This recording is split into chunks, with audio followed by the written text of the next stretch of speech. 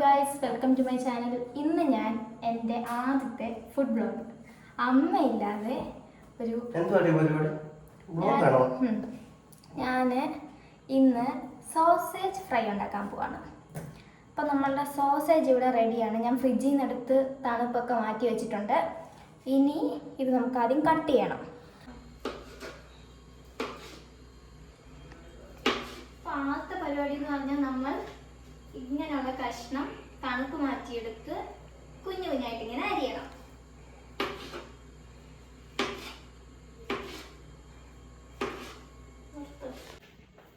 അങ്ങനെ നമ്മൾ സോസേജ് അരിഞ്ഞെടുത്തു. ഇനി ഇതിനുള്ള മസാലക്കൂട്ട് ഉണ്ടാക്കാം. അങ്ങനെ നമ്മൾ ടാങ്ക് ഇതെടുത്ത് മസാലക്കൂട്ട് മാറ്റിവെക്കാൻ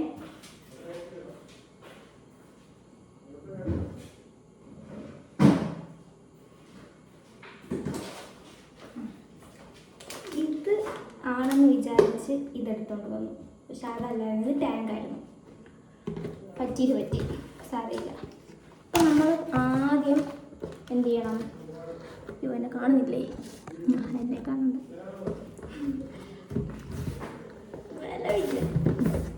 ആദ്യം നമ്മൾ ഇച്ചിരി മുളക് പൊടി എടുക്കുക. ഇച്ചിരി ഇത്രയും മുളക് പൊടി ഇട്ട്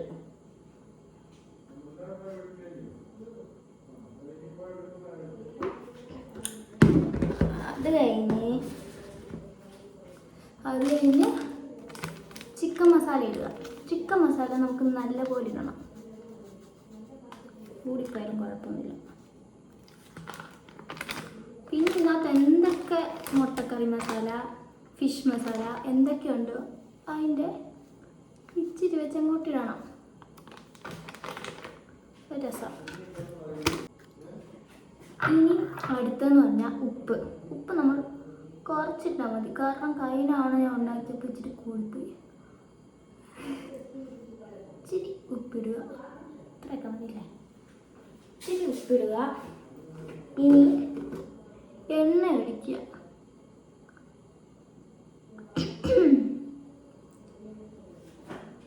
ഇച്ചിരി കൂടി ഒഴിച്ചേക്കാം. അയ്യോ, അമ്മേനെ കൊല്ലുന്നു. അപ്പോൾ ഇത് വെച്ചിട്ട് വരാം.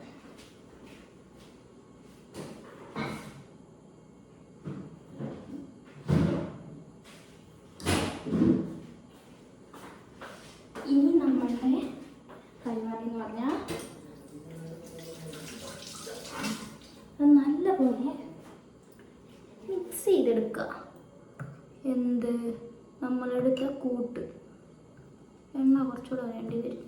സാരമില്ല, അഡ്ജസ്റ്റ് ചെയ്യാം.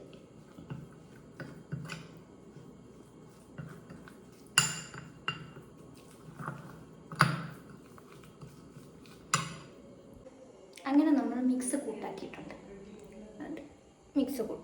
ഇനി നമുക്ക് അതിലോട്ട് അത് പുരട്ടിയെടുക്കാം. നിൽക്കി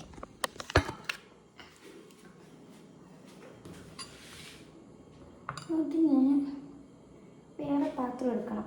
എഗെയിൻ പാത്രമാണ് പ്രശ്നമാവും. ആദ്യം ഇത് അങ്ങോട്ടിടുക. പിന്നെ എൻ്റെ സ്പെഷ്യൽ കൂട്ട് അങ്ങോട്ടിടുക. ഇച്ചിരി കൂട്ട് കൂടിപ്പോയാ. ഇനി നമ്മൾ കൈ ഉപയോഗിക്കുക.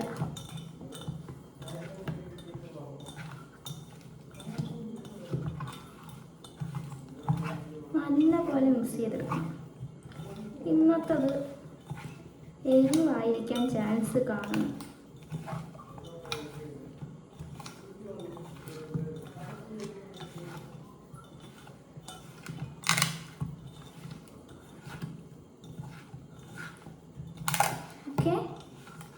ഓക്കെ, മിക്സ് ചെയ്തെടുത്തിട്ടുണ്ട്. ഇനി ഇത് ഫ്രൈ പാനിലിടുക.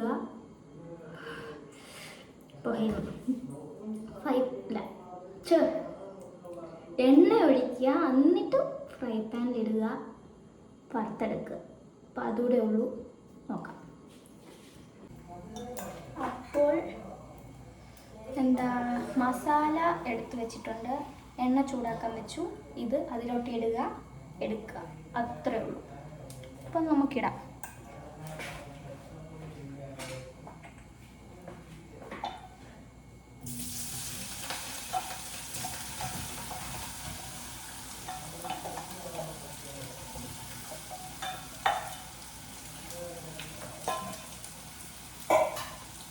തീ കുറച്ച് വെക്കുക, അല്ലെ കരിഞ്ഞു പോകും.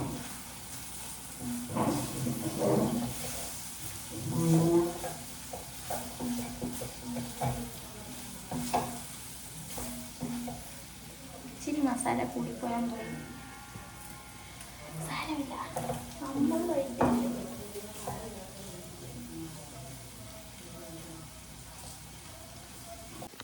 അപ്പോൾ നമ്മുടെ സോസേജ് ഈ പരുവായി. ഇനിയും കുറച്ച് നേരം കൂടെ ഇടണം, എങ്കിലേ വേവത്തുള്ളൂ. അത് കഴിയുമ്പോൾ നമുക്ക് ഫ്രൈ ചെയ്തെടുക്കണം. അപ്പോൾ നമുക്ക് വെയിറ്റ് ചെയ്യാം. അപ്പോൾ നമ്മൾ കുറച്ച് നേരം പാനിലിട്ട് ഫ്രൈ ചെയ്തെടുത്തിട്ടുണ്ട്. അപ്പോൾ ഏകദേശം ഫ്രൈ ആയി. ഇനി നമുക്ക് ചപ്പാത്തി കൂട്ടി കഴിക്കാം. ചപ്പാത്തി കൂടെ നമുക്ക് ചിക്കൻ കറി ഉണ്ട്. ചിക്കൻ കറി, ചപ്പാത്തി, സോസേജ് എല്ലാം കൂടെ കഴിക്കാം. അപ്പോൾ ഇന്നത്തെ എൻ്റെ വ്ലോഗ് ഇത്രയേ ഉള്ളൂ. ബൈ.